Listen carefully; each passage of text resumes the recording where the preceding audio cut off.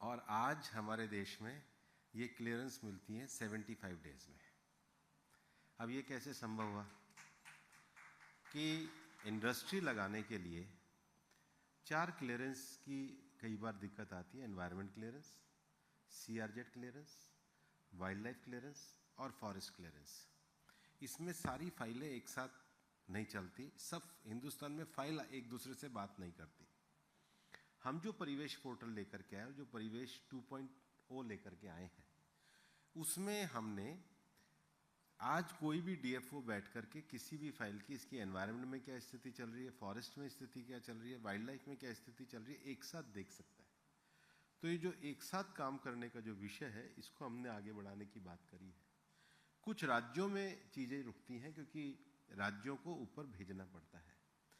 तो उसमें अभी ऐसा लगता है कि हम परिवेश 2.0 से या परिवेश 3.0 की ओर जा रहे हैं, क्योंकि हमारा ये मानना है कि कुछ चीज़ें ऐसी हैं जो डेटा ऑलरेडी अवेलेबल होता है, तो उसका अगर हम एक प्लेटफॉर्म बना दें, गतिशक्ति के साथ उसको जोड़ दें, तो डेटा को इकट्ठा करने में जो समय लगता है उसको भी हम बचाया जा सकते हैं, और भी काफ़ी सारे प्रोविजन को हम कर सकते हैं।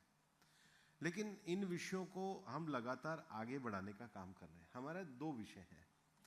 एक तो रेगुलेटरी प्रोसेस इतना भी ढीला नहीं होना चाहिए कि हम एनवायरनमेंट के नॉर्म्स के साथ खिलवाड़ करें, पर ऐसा भी नहीं होना चाहिए कि वो रेस्ट्रिक्शन बने। अभी जैसे 29 अगस्त को हमने ग्रीन क्रेडिट के लिए हम लोग एक नोटिफिकेशन लाए हैं, एक और दूसरा लाए हैं कि SPCB और CPCB, इनकी क्षमता ऐसी होती थी कि बार बार इंस्पेक्टर जाते थे, जांच करते थे, और सबकी तो जांच होती नहीं थी। तो अब नया नोटिफिकेशन जो हम लाए हैं उसमें हमने कहा है कि एनवायरनमेंट के ऑडिटर होंगे, तो कोई भी कंपनी इंडिपेंडेंट ऑडिटर से अपना ऑडिट करा के अपनी रिपोर्ट कर दे। एक तरीके से ये सेल्फ असेसमेंट भी होगा और सबके लिए ईज आउट भी होगा।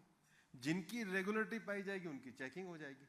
पर एक जो भय का वातावरण हम लोग खड़ा कर रखा है, उस भय के वातावरण को हम लोग किसी तरीके से समाप्त करके ईज आउट का दें।